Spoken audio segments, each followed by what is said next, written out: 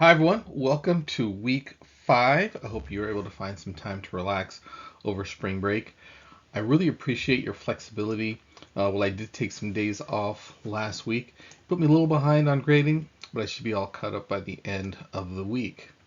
I had several one on one meetings last week. I'm so looking forward to connecting with you all individually.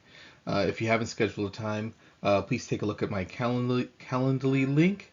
If there isn't anything that works for your schedule, just send me a message and we will schedule something that works. So let's jump right ahead and get into week 5.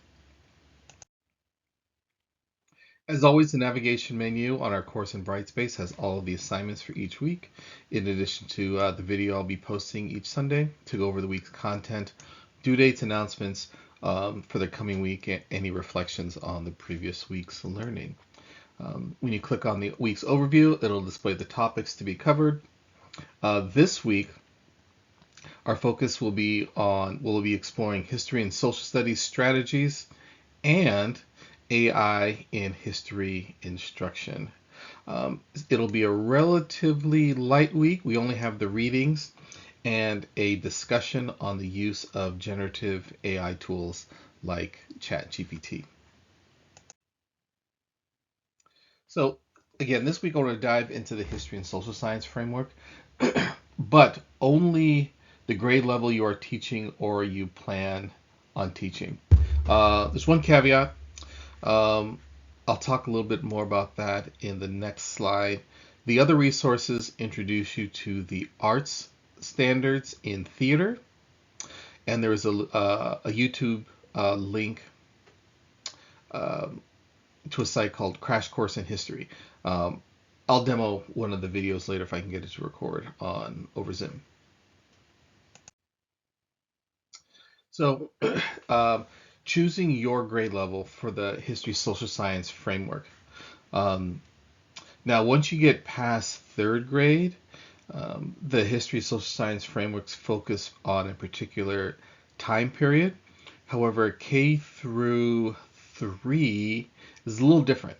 So, Kinder, for example, the topics are how can we learn and work together? What does it mean to be an American? How are our lives different from those who lived in the past? How are they the same? What does our neighborhood look like? First grade, who's responsible for enforcing rules? What is our community like? What are consequences for breaking rules? Um, second, second grade, how do people move? How can we best describe California? How does government work? So let's start and get a little bit more advanced. What makes someone heroic? This is important. There's always discussion on our early presidents, as heroes, and um, we don't learn until later on, about Thomas Jefferson and George Washington's um, being it's having enslaved people, so enslaved Africans. It's this idea around heroes, and at a particular age, um, students will then be able to separate um, heroism and then the fact that people are human and there's always oftentimes this dark side. Um, a real contemporary example is what we're facing now with Cesar Chavez. The work that he did with farm workers still valid, and then we have to reconcile um, the accusations, the claims of um, sexual assault, sexual misconduct, and towards women and minors. And so we don't get into that until the students get a little bit older, usually past, let's see, forget my developmental psychology, but it's a little bit later on after they start can get after they get out of that abstract or that concrete operational stage. So then third grade gets more to California. Why do people settle in California? Who are the first people in my community? Why do people move to my community? How does communities change over time? What issues are important in my community? So a little bit more abstract. I think once you get past age nine or 10, And so then once you jump into fourth through 12th grade, and then it becomes more um, specific on a particular era. No, I said there was one caveat, for you to look only at your grade level. The exception would be chapter 9. And so for those of us that are um, planning on working in secondary, um, or even fifth and sixth grade at an elementary school, if you have a combo, take a look at chapter 9 on instructional practices. So one of the other things that you'll see in the learning resources is it's 42 episodes, 42 videos.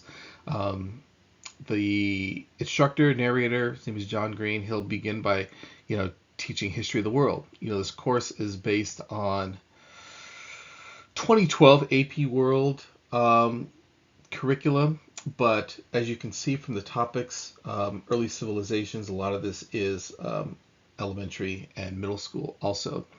From growing first crops, agricultural revolution, textiles. It's really designed to help you really understand, identify, and explain the historical developments over time. So take a look at these. These are some great videos. And again, use them with caution. You definitely don't want to play start to finish every time, but as a complement to your own instruction. And as always, check with your school or district's policy related to supplemental materials and use of videos.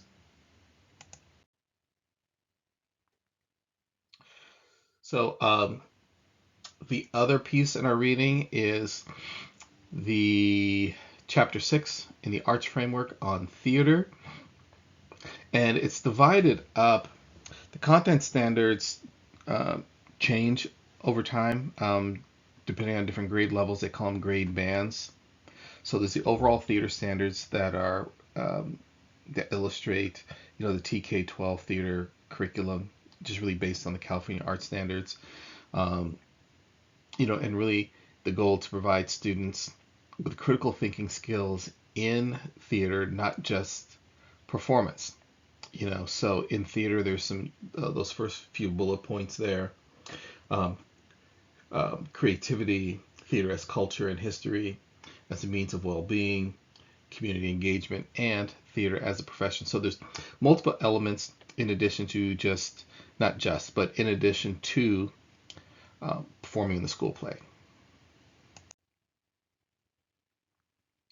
I'll talk about this graphic, but I do want to read an excerpt from the framework that describes the process. The structure of, and it goes, the structure of the theater standards enables students to demonstrate their theater knowledge and critical thinking and develop the depth of understanding as they grow in the artistic processes. Teachers can create a balanced instructional approach by engaging students first in artistic processes, then building in one or more of the remaining processes. Teachers can also engage students in multiple processes simultaneously through working and creating authentically in theater. It goes on to say the combination and delivery of the processes is guided by the teacher's intended learning outcomes. So a well-designed instruction includes assessment, support for students in processing through their grade level proficiency, and it'll change, and how they can demonstrate that in multiple ways. And so just making sure we're looking at that grade level span over time. So if we have theater, globally theater, there's the performance, responding, showing of a piece, and then having them reflect on what they saw. Connecting, how does this, we just saw this play on X, how does this connect to what we already know?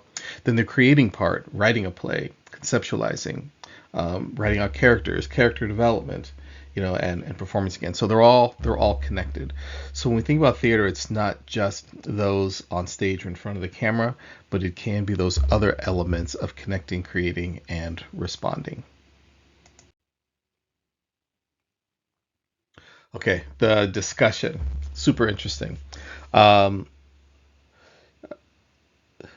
there is, so using the article, Teaching History, Social Science, and the Art in the Era of AI Writing, respond to the notion that the essay is dead because of generative AI tools such as ChatGPT.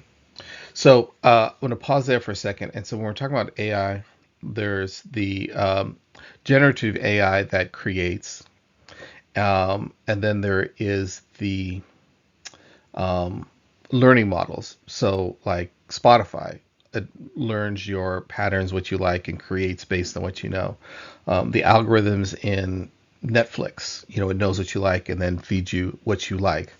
Similar to the algorithms in Facebook, Instagram, it gets to know you and then kind of feeds you back. So those learning models are different than what we're talking about, generative AI that is creating new content. So, what points in the article do you agree with, and what did you not agree with, and how can you apply this to your own teaching? So, this week we have the discussion and we have some reading. So, again, a relatively light week. Be sure to post your initial response by Wednesday and respond to two of your peers by Sunday. And then last, we do have our exit ticket. Three things you've learned, two things you want to try, and one interesting point from this week's overview video. Again, if you haven't signed up yet for our 15-minute mid-course check-in, take a few minutes to pick a time that works. And again, if you need to schedule a time outside of any of those that I've designated, just send me an email with your availability and we will get something scheduled.